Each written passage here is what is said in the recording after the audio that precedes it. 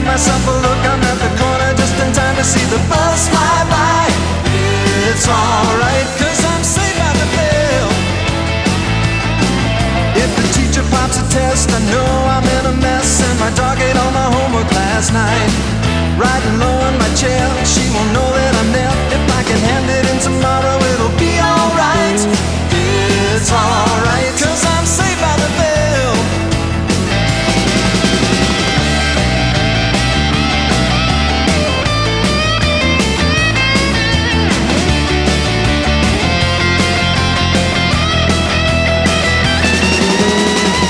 It's alright, cause I'm saved by the bell.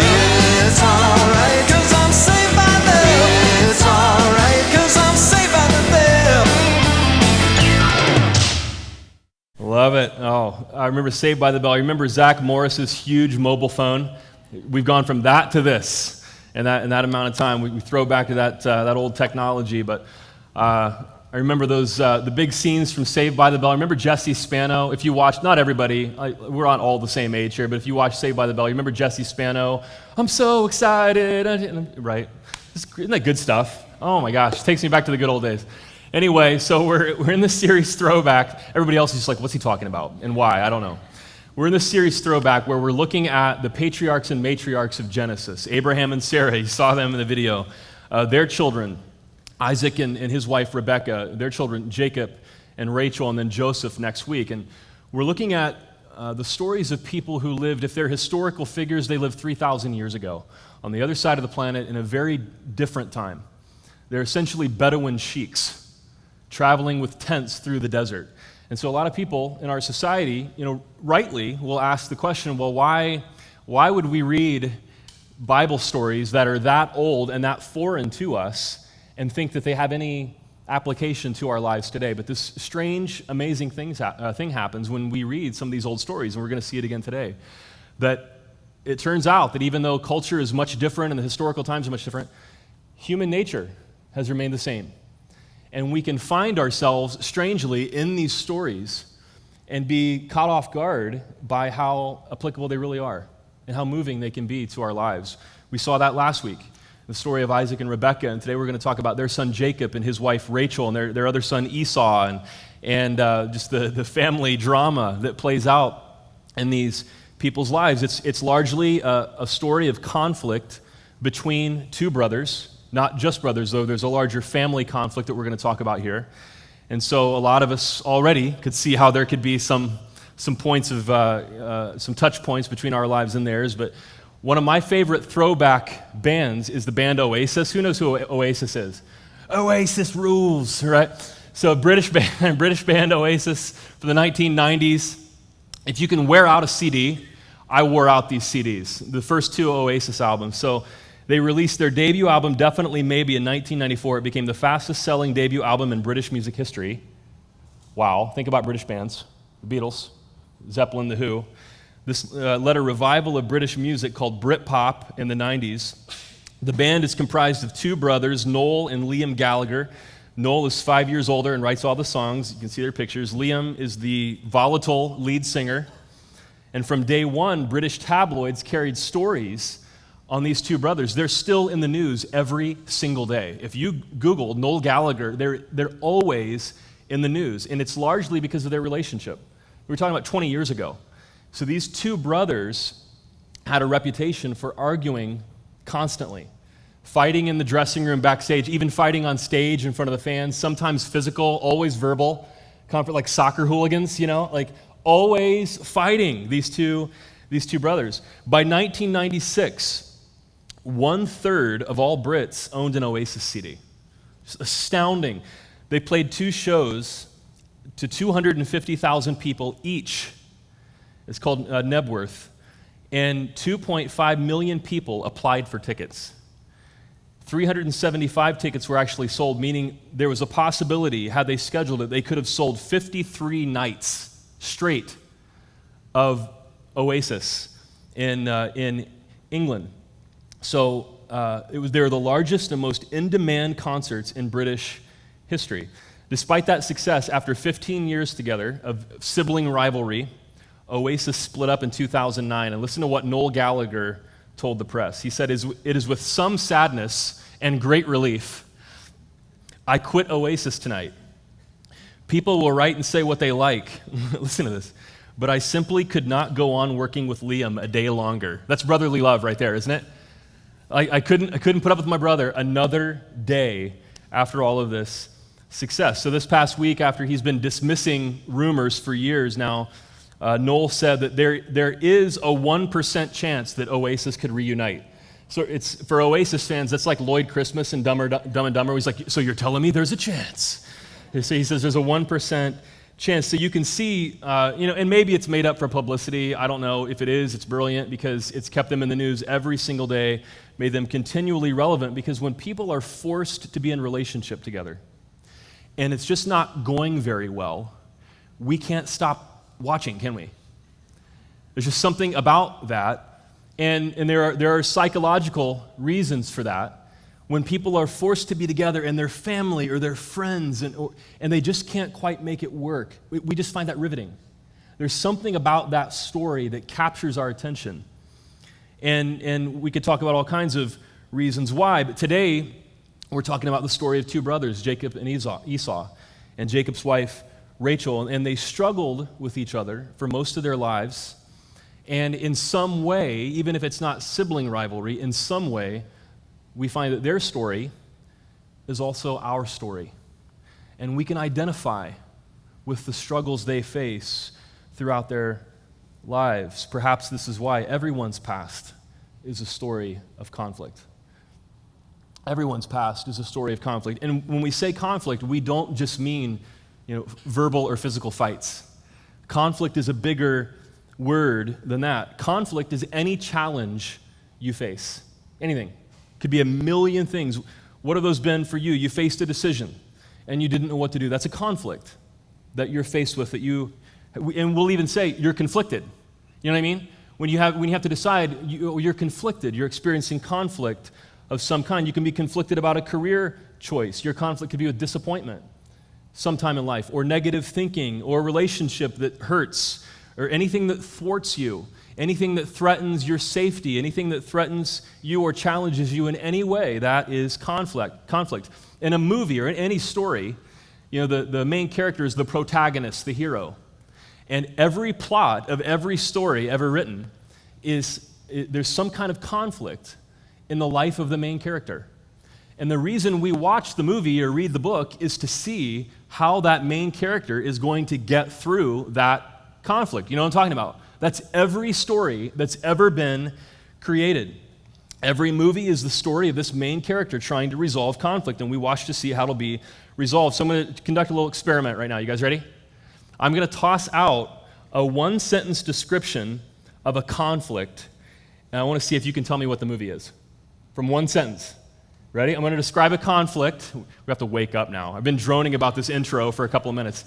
Okay, I'm going to give you a conflict, a one-sentence description of the conflict. And I want to see if you can just shout out what the movie is. I have 5 of them. Are you ready? Okay, here we go. As a child, he witnesses his parents murdered in front of his eyes, and as a wealthy heir, I got like 4 sentences in. This is like Name That Tune, the old school show. Batman, you got it. So he employs his resources as a masked vigilante. You didn't even need to hear that, in order to fight crime. All right, number 2, this might be a little harder. A once single womanizer living in Hawaii falls in love with a woman with short-term memory loss. I didn't get to the comma in my sentence yet. Nice. So he devises multiple ways to re-enter her life, and they eventually marry and share a dream trip to Alaska, 50 first dates. How about this, number 3? A young Southern belle living through the Civil War and Reconstruction in Atlanta struggles to find lasting love. Gone with the Wind. Nice. A group of toys struggle to find meaning as their owner... Which one is it? What? I'm going to get you on this one. Hold on. As their owner grows into young adulthood and they mistakenly end up donated to a daycare center. 3. Got it. Love it. Okay, last one. A starving coyote experiences great pain, including anvils falling on his head, and several failed attempts to catch and eat a fast-moving bird. Not exactly a movie, throwing you a curveball. Wile E. Coyote and the Roadrunner. All you needed to guess these movie titles was a less than a one-sentence description of the. Isn't that incredible? You heard less than a one-sentence description of the conflict, and all of a sudden you know the movie. That's how powerful these stories are. And what they are is stories of conflict. The journey of how this main character is going to figure out and resolve this conflict. Now, when you watch a good movie, and maybe even if you read a good book, and especially during the sad parts, what often happens when we watch a good moving movie, that's redundantly redundant, what often happens? We cry. How many of you think a good movie is one that makes you cry? You just kind of rate it by that. Why do we do that? When you see a movie that touches you deeply, why is it that there's like this emotional release in a movie like that? I talked about the movie Inside Out last week, I think. I was bawling like a baby. Like my goal was not to make sounds as I cried. Why does that happen? Isn't it something like seeing somebody else journey through this conflict reminds us of our own journeys? And seeing that on the screen, it's almost like it acknowledges our own pain. There's something external is acknowledging my own journey. It's almost like a good counselor. Like a good movie is like a good counselor who empathizes with you, who shows empathy. And a good counselor, like I went through this conflict in my life. It was extremely painful.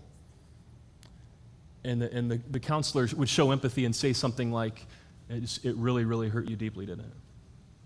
Yes, it did. And then there's this a good movie is like that. It gives us permission to release this emotion that we've carried with us, and a lot of times we don't even realize we're carrying it until you see this conflict portrayed in front of you that reminds you of your own conflict. Last year I showed a clip from Disney's Up and the montage scene that shows that, oh my gosh, like you can't, if you can go through that without crying, you're tougher than I am. It just reminds so many people of conflict. I remember a lady telling me a few years ago, after her father passed away, she cried in every church service for a year. She would come, she'd hear the music and the sermon, and she just cried throughout the entire service. And she knew that there was something about that environment, that it was a safe environment where we could talk about things that really matter in life. And she was able to grieve her dad isn't that powerful? Throughout those church services, and just release the emotion of that conflict. Psalm 23, yea, though I walk through the valley of the shadow of death, I will fear no evil, because you are with me. A lot of times you read that and people just tear up. There's something about acknowledging that conflict, that valley of the shadow of death that reminds all of us of our own journey through the valley of the shadow of death. Say amen if you know what I'm talking about. And the conflict that you've faced. And seeing any story or conflict helps us to release the emotion from our own conflict. So, what are some of the conflicts you faced throughout your life? And I just add the question, how have you dealt with them? I can't answer this question for you. The rest of my sermon could be you reflecting on this question, and you kind of tune me out, and you're reflecting. What are some of the conflicts you faced throughout your life? What are the challenges you've faced, and how have you dealt with them? It could be family separation, could be not fitting in school, or paying for college, or divorce, or job changes, or changes in beliefs, or a financial struggle, or a health struggle. How have you dealt with these conflicts? Have you felt beaten down by them? Are you tired? Are you weary? Were you true to your values in these conflicts? Were there times when if you were honest, you look back and you're like, oh, I cut corners. I went through something that really challenged me, and I acted in some ways I'm not proud of. Have you become a more mature, healthy person as you've dealt with these conflicts in your life? Or in some ways, are you still struggling? If you're honest, are you still struggling with those conflicts? Well, the story of Jacob is a story of conflict. And I'm just going to read several passages throughout the sermon today, and we'll talk about how we can find ourselves in that story. It's pretty easy. The first one is the birth of Jacob and his brother Esau from Genesis 25, verses 21 through 28. It'll be on the screen. Let's read it together. Isaac prayed to the Lord on behalf of his wife because she was childless. That's a common theme with a wife. Sarah, Rebecca, and then Rachel are going to have trouble conceiving. About 15% of American couples struggle with infertility. And these kind of passages raise pain for them. The Lord answered his prayer, and his wife Rebecca became pregnant. The babies, plural, twins, jostled each other within her, and she said, "Why is this happening to me?" Maybe some of you moms can identify, why is this happening to me? So she went to inquire of the Lord.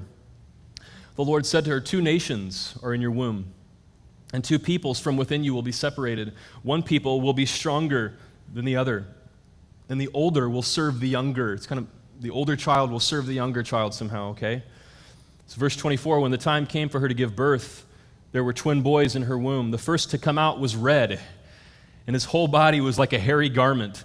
So they named him Esau, which is kind of a play on red. After this, his brother came out with his hand grasping Esau's heel. So he was named Jacob, which is a play on the word heel. Isaac was 60 years old when Rebekah gave birth to them. The boys grew up, and Esau became a skillful hunter, a man of the open country, while Jacob was content to stay at home among the tents. You can see the division, right? The cultural divide between these 2 brothers.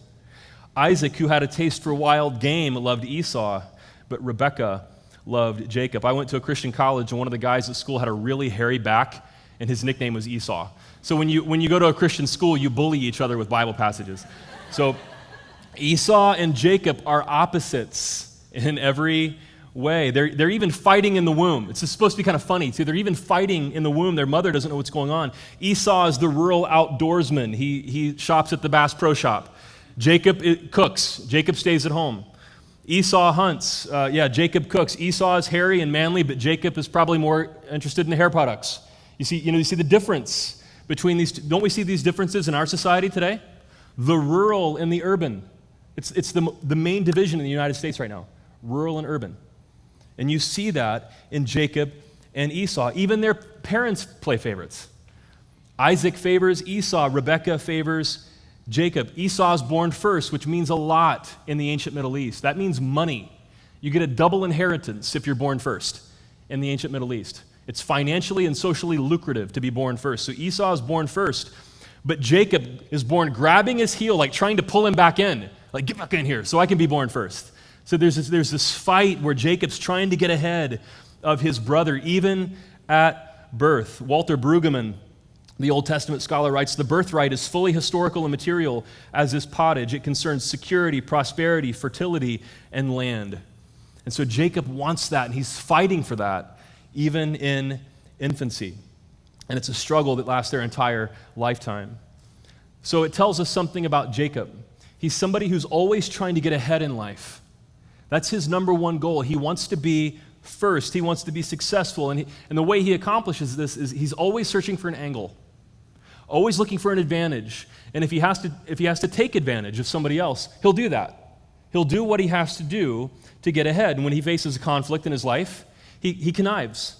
He's not afraid to deceive and try to get what he wants, even if it hurts others.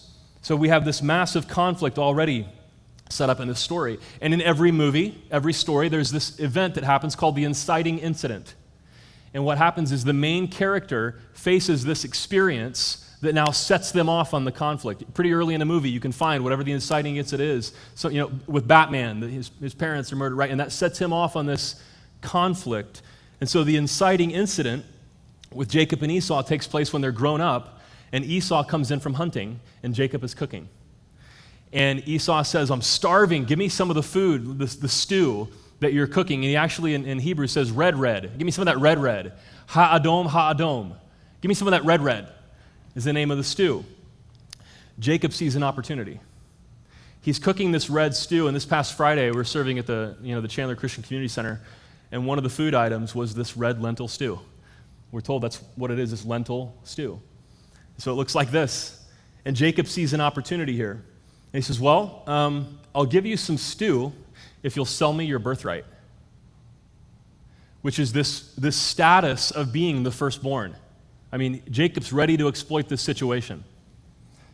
Esau says, "Well, what good is a birthright if I die? I'm starving, so go ahead."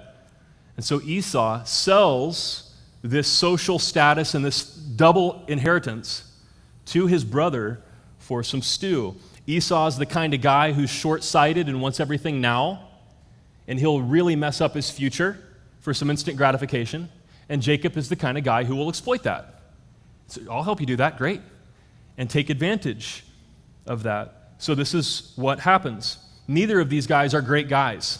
If you're watching a movie of their lives, you're not going to know who to root for, right? They're not people you'd want to model your life after in their character choices. The reason for that is, for Jacob at least, is that Jacob, when he's faced with a conflict in life, and I don't know whatever conflict you're thinking of, he chooses deception and the easy way out. And really what's going on here is it's a choice between trust and the belief that I'm on my own. That's what's really going on. When somebody feels like they have to, lie or just kind of work an angle somehow or, be really, really shrewd to the point that maybe it's a little unethical and image management and all this kind of thing and maybe step on somebody else to get ahead. When people face their conflict in that way, what that betrays is the belief that I am on my own in this world. You see what I'm saying? And nobody else cares about me. And so it doesn't matter what I do. It's the ends justify the means. So I'm just going to do whatever I have to do because I'm all alone. And everybody else is trying to get me. So I'm going to get them first. You know people like this, don't you? It's the choice between trust and deception, because a person who wants to face conflict in a healthy way, that doesn't break relationships and lead to dishonesty and all this, the rat race, is somebody who's willing to trust. Not be naive, but they're willing to trust first in God or in life or in hard work, or they're willing to trust other people enough that they believe, I really don't have to totally manipulate other people in order to get ahead in life. They're willing to trust enough that they realize there's a give and take here. I want what I want, you want what you want. We can negotiate a little bit, and we can get that. I have a friend who's in finance who told me recently the entire world economy depends on trust. When you give your money to a bank, you're trusting them that they're going to take care of that. When that trust fails, you have a run on banks, you have economic collapse. That partly was a reason that we had the Great Recession. So even from a sibling rivalry point of view, or your own conflict or family or disappointment, whatever it is you're facing, there's a choice between trust and deception. The same thing is true in the entire world economics. Our entire world society is based on trust. So one of the central questions for us, in whatever conflict you're facing or that you have faced, is, will I choose to trust? In this story, Jacob discovers that even when he is just, we could use words we can't use in church, right? When he acts in certain ways, God is faithful to him. God's faithful to him, more than he deserves. And so there's this choice to trust God. And if God is the foundation of everything that is, there's this choice to trust life, and there's this choice to trust other people. And trust is the foundation of all relationships. And I don't have to be a closed, insulated person, but I can open and be vulnerable. You see what I'm saying? Because I choose to trust, even in painful conflict in my life, when everything in me wants to close down and just get in the fetal position, I can choose to fight, to trust, and open up, and live an open, trusting life. Paul writes in Philippians, it's a great verse if you're struggling to trust right now. Do nothing out of selfish ambition or vain conceit. Rather, in humility, value others above yourselves, not looking to your own interest, but each of you to the interest of others. Is all ambition bad? No, but there's a difference between ambition and selfish ambition. You get the point there. You can picture this kind of a person who does things out of vain conceit, who's not humble, who just wants to get ahead all the time. But he gives the answer. He says, value others above yourselves. We're not talking about self-esteem here. We're just thinking, I want what I want in life, yeah, but so do other people. And instead of this being a zero-sum game, and I try to get everything I want and they lose, let's look for a win-win here. You see what he's saying? Let's look for a win-win. Let's operate in trust. Let's go for the long-term relationship here, which requires honesty and openness and vulnerability, and look to the interests of others. If you're struggling, this is a great verse to help you trust. So are you a trustworthy person? And ultimately, I know that's a guilt-producing question, but ultimately it depends on what you believe about life. Do you believe that you're on your own in this life and everybody else is out to get you? If so, that's going to compel you to act in certain ways. Or are you willing to say, maybe I can trust God, maybe I can trust life, maybe I can trust other people. Not be naive, but wisely trust other people. and be a more open, trusting person. Well, Jacob isn't the only one in the family who deceives. There's a pattern going on. When his dad Isaac is old and blind, Rebekah, who favors Jacob, actually sets up this scene where Jacob finally completes the deal. He closes the sale on this birthright thing, and he steals the blessing from his brother Esau. In the ancient Middle East, the blessing of a father meant a great deal to this firstborn son, and so they set up this elaborate scheme for Jacob. It's funny. I mean, this is good Jewish comedy right here. And this is like the precursor of Seinfeld, in this scene. So they set up this episode where Isaac is old, he's blind, and Rebekah and Jacob want to steal the blessing that he's about to give to Esau. Remember, Esau's really hairy, right? So they put goat skin on Jacob's arms and on the back of his neck, which tells you something about Esau's neck hair. The goat skins on his neck and on his arms, and they cook some stew that Esau cooked, that Isaac liked. And they give him the stew. Rebekah slips him a little wine, the scripture says, as well. And then they bring out Jacob with his little goat skin costume on. And they're looking to steal the blessing from Esau. Isaac doesn't quite buy it at first, but he even put on Esau's clothes. And so Isaac has him come near, and he smells his clothes. He says, "Oh, my son Esau." And he gives Jacob the blessing that belonged to the firstborn, Esau, which is a really big deal in this culture. So through this series of moves that are deceptive, and through this wrangling, he finally has locked up this inheritance that he's wanted, this cash that he's wanted all along. Esau comes home and discovers what happened, and he cries bitterly. He says, "Father, tell me there's a blessing for me. Can't you bless me too, Father?" It's the story of somebody who's really been worked in life. Have you cried like that? Do you know what those tears are like? Isaac can't give him the blessing of the firstborn, but he does bless him. He does give him a great blessing because he loves his son. And Esau has a good life, but so far it's been a hard life. Think about Esau. He's been betrayed by his mother and his brother. Can you identify with Esau? Have you faced some of those experiences that Esau faced? There are people in our society who have it harder than others. You may look at the conflict you face, whatever it is, when I ask that question. You might think, I've faced more than my fair share. You might be right. There's no promise in this life. This is deep stuff, isn't it? It's like hard-hitting deep stuff. There's no promise in this life that we all get a fair deal, and we don't. There are people who have a harder life than others. We have somebody we know from our college, my wife and I, and John, who went to our college, who paid her way through college by winning beauty pageants. That's nice to be able to say, right? Like, how'd you pay for college? I won a bunch of beauty pageants. And now she's a TV personality, right? Not everybody can say that. There are people who are born with some things that make life easier for them. In some ways, we have a whole segment of our society right now.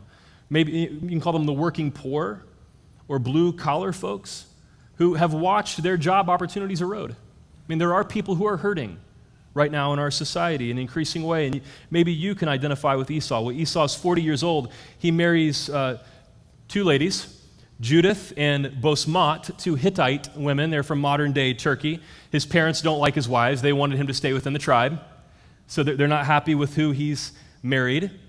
And now that Esau is married, it's time for Jacob to get a wife. So first of all, Esau has vowed after this happens that he's going to kill Jacob. So now between these two brothers, we have a vow to murder. It's gone to that level now. And Rebekah wants to get Jacob out of town, but Isaac wants Jacob to get out of town and go find a wife from their own people, their tribe far away where they came from.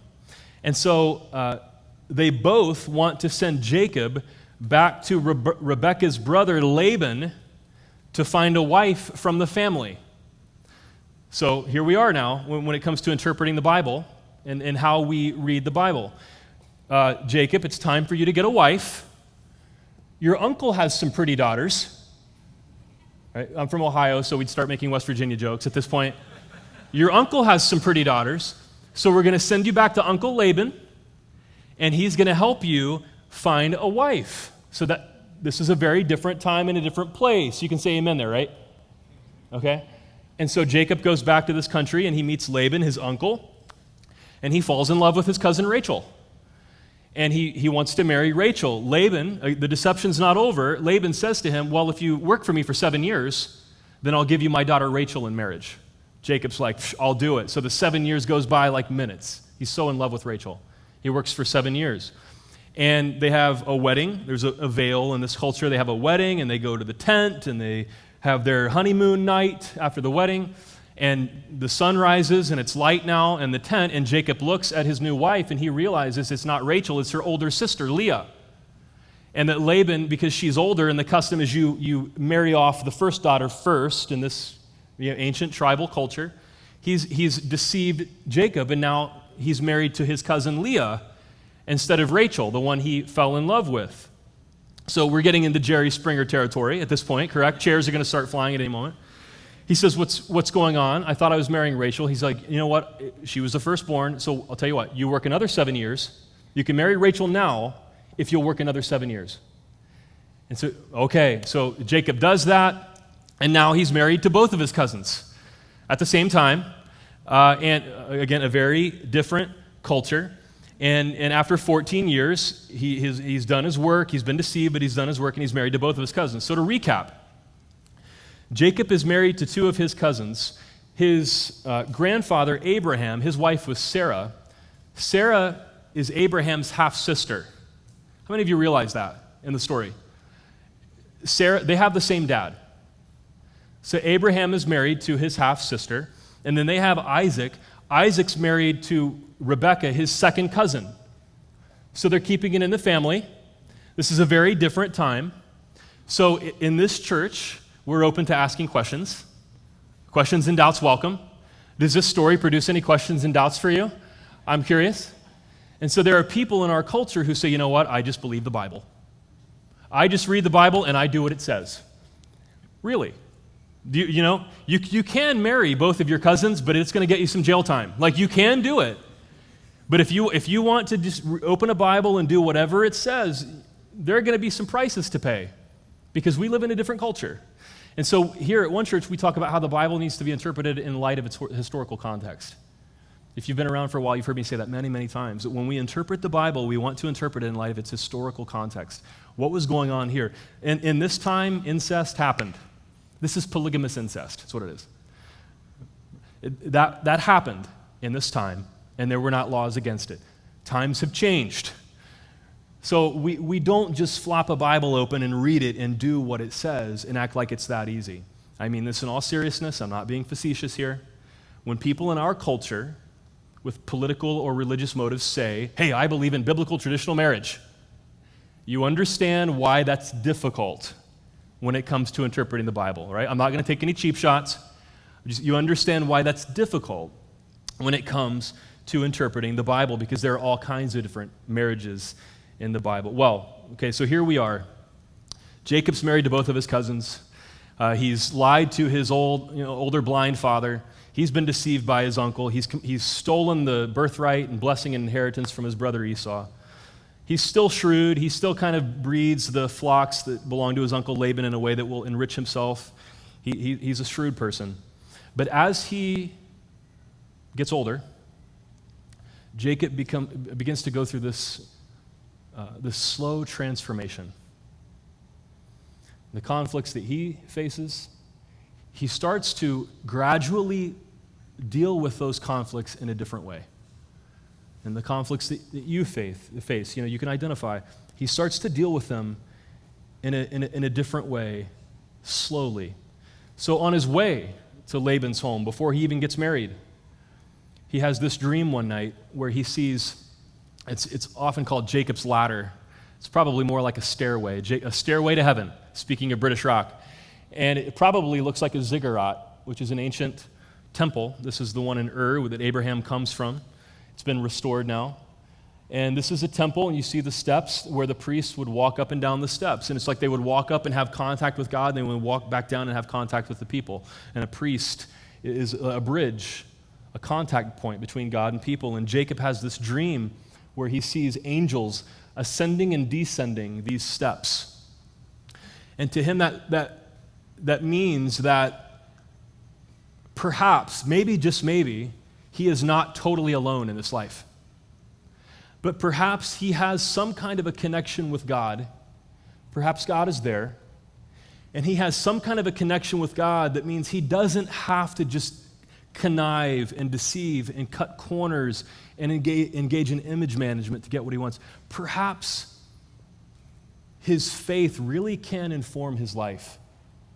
And for the first time in Jacob's life, we see the faith of his parents become real to him. That he begins to internalize some of the values that he's heard about, as a younger guy. And he starts to think about his life and the consequences of his actions. And there's this slow maturing process that begins in Jacob's life. Can you identify with that? Maybe you've gone through some experiences in life and you look at life differently than you used to with the conflicts you face. And maybe you don't do some of the things you used to do. And you're better than you were. The you now is better than the you then. We would say you've grown, you've matured. And that begins to happen in Jacob's life. And then after marrying and working for Laban and being deceived, we get to the final episode of his life here that we'll cover today. Jacob decides that he's going to move back to Canaan. He went to the faraway country where his uncle lives, and now he's going to come back to Canaan where he lived before, where his family is, which means who else is there? The guy who wanted to kill him, his brother Esau. So they've been away from each other for all these years, and now he's going to go back home, and he realizes, I'm going to run into Esau. He's a little more mature now. He realizes what he did to Esau. And last he knew, Esau wanted to kill him. And so now he faces this ultimate test in his life. Jacob starts to make the journey. He gets very close to the Jordan River, which is the eastern boundary of Canaan, what is now Israel. And there's this tributary called the Yabok, a little stream that comes off the Jordan. It says he has his wives. He has 4 wives with a lot of children and lots of flocks and tents and camels. And it says he stops at this tributary, the Yabok, and he sends everybody over, and he stays alone. This is where he's reflecting. He's about to face his ultimate test. And he's a little more mature and he's reflecting. And this incredible, mysterious thing happens when he's all alone at night. His family is away. Everything he owns, all of his possessions are not there. He's alone with his thoughts. And this incredible thing happens that we read about in Genesis 32. That night, Jacob got up and took his wives, his female servants, and his 11 sons and crossed the ford of the Yabok. After he had sent them across the stream, he sent over all of his possessions. So Jacob was left alone. Here we go. And a man wrestled with him until daybreak. Just exactly what you expected, right? A man wrestles with him until daybreak. When the man saw that he could not overpower Jacob, like what's going on here? He touched the socket of Jacob's hip so that his hip was wrenched as he wrestled with the man. Then the man said, "Let me go, for it is daybreak."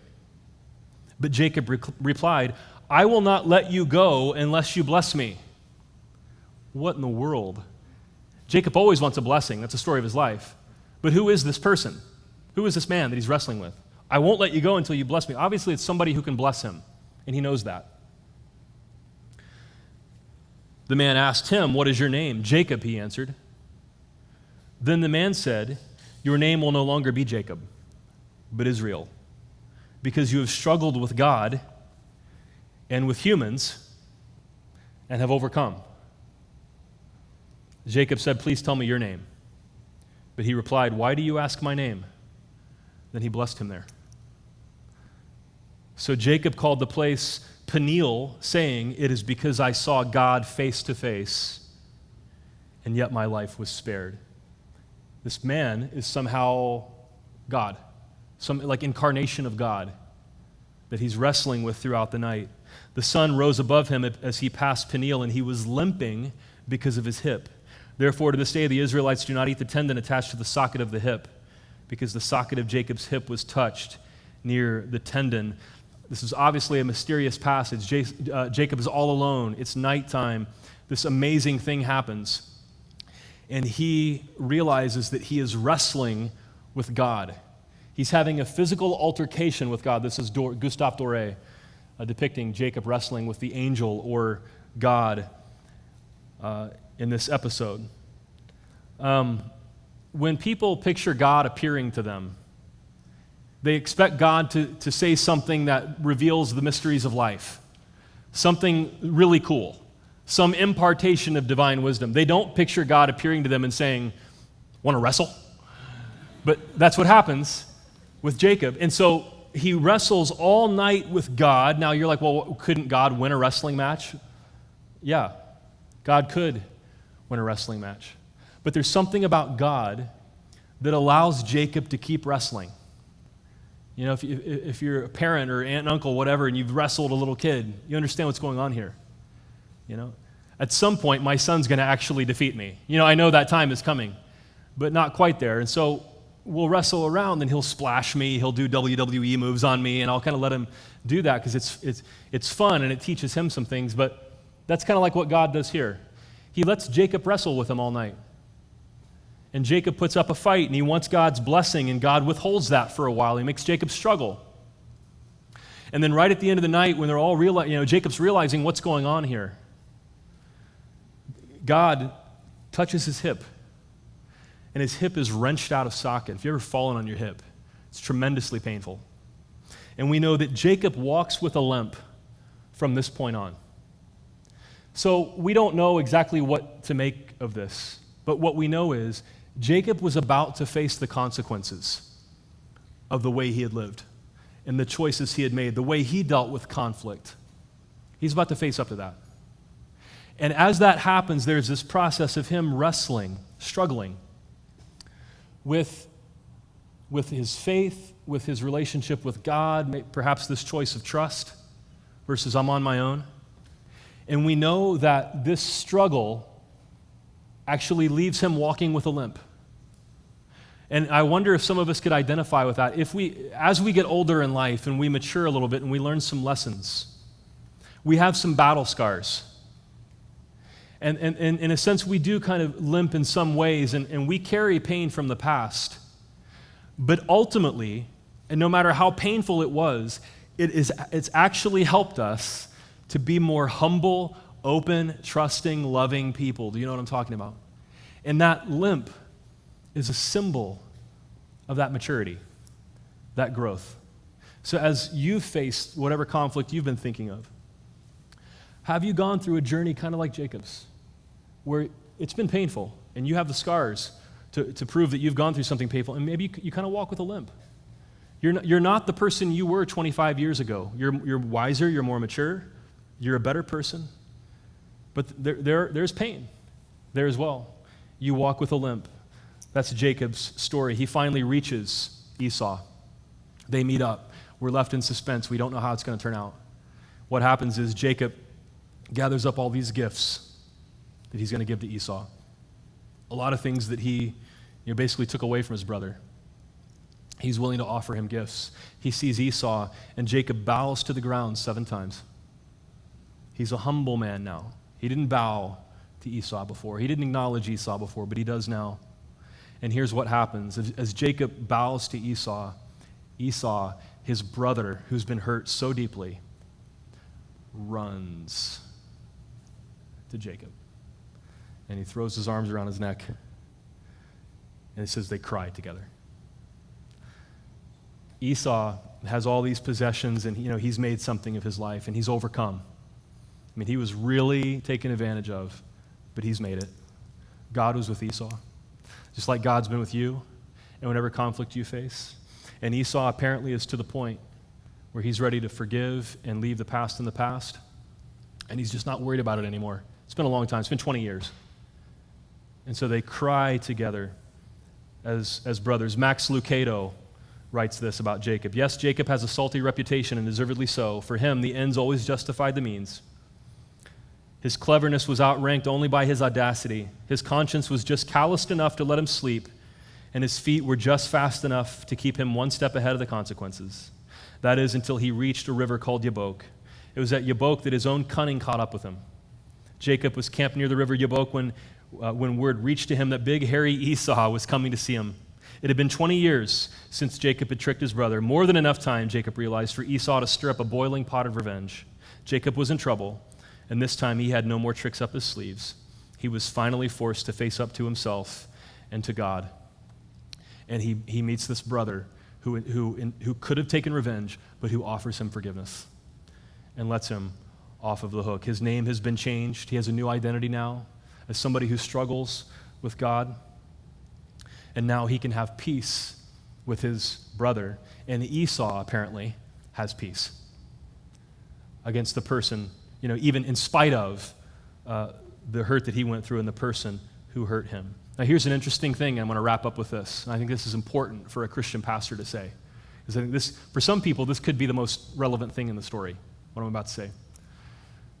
When they have this dialogue, Esau says, hey, why don't I send some of my people with you and we'll set up camp together?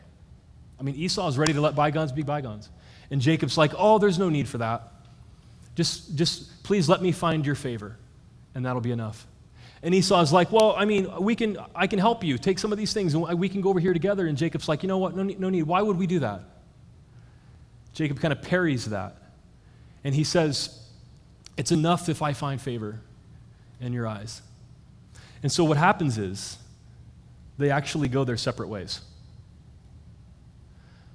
And what that means, I think that, and some people need to hear a Christian pastor say this, not every conflict has a fairy tale ending. And now hear me, peace has been made here. There really is reconciliation. There's been forgiveness, which is hard enough to get to. But they don't shack up next to each other and have interaction with each other. They actually do go their separate ways. I just think it's important for some people to hear a pastor say this. There are some conflicts in your life that are so painful that even if you get to a place of forgiveness, it's still not going to lead to a place of trust and where it's really wise for you to continue to be in close proximity to that person. Does that make sense? To some people, that sounds horrible for a pastor to say. Like, forgive and forget, man. If it's not reconciliation, or if it's reconciliation, then you ought to be able to just, continue on. But that's not, a lot of times that can work. And sometimes we sabotage, and we really could have a good relationship with the person. A lot of times we do that. But there are times when, even if you've made peace, continuing in the relationship would just lead to more pain because you really are that different. Oh, does it sound bad? There are some Christians that really have a hard time with that. But I think there are people, especially people who have faced a lot of abuse and mistreatment in life, they'll continue being hurt throughout their lives by other people who don't understand why they just need to set some boundaries. You see what I'm saying? And there are people, often the people who've been hurt the most, who just keep being hurt because other people don't understand. I forgive. I'm forgetting the best I can if my brain will let me. It's just I don't think it's wise. I've made peace. I just don't think it's wise to live next to each other. I don't think it's wise to sit next to each other at all the family reunions. There are just some things we can't talk about.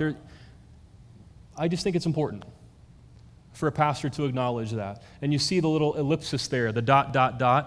And this is a reminder, but we can also keep this in mind. We don't have to agree on everything in order to make peace and cooperate. Sometimes there is a way. See, so I'm saying two things in tension. Sometimes you have to go your separate ways, and that's okay. And sometimes there is a way to really agree on what we can agree on and make peace and cooperate. That's the story of our church. We say questions and doubts welcome here. If that's the case and people come here with their questions and doubts, that means not everybody is going to agree with everything. There are going to be actually different beliefs. If the pastor doesn't make you pretend that you believe everything that I believe, then there's going to be diversity. And so the question facing a church like us, and that we've been able to get through as a church family, is we don't have to agree on everything in order to make peace and cooperate. We just agree on things that are most important to us. You know what I'm saying? Amen? Yeah. Oh, nice. I like that. And so we can have relationships with people we have differences with. So two things in tension. Sometimes the differences are so great that we can make peace, but we're really not going to be able to hang out together all the time. And sometimes we actually can discover what we agree on and make peace and cooperate. So, how have you faced the conflicts in your life? Can you identify with Jacob? Has there been a growth process in your life? That's the major question today. Has there been a process of maturity? And as you've gone through this pain, maybe in some ways you walk with a limp. But you can say, out of all these conflicts, I'm better than I was then. And are there places where maybe you're still kind of stuck back there? And like next week, we're going to talk about how you can even get past those things, even in the pain. So where are you in dealing with those conflicts?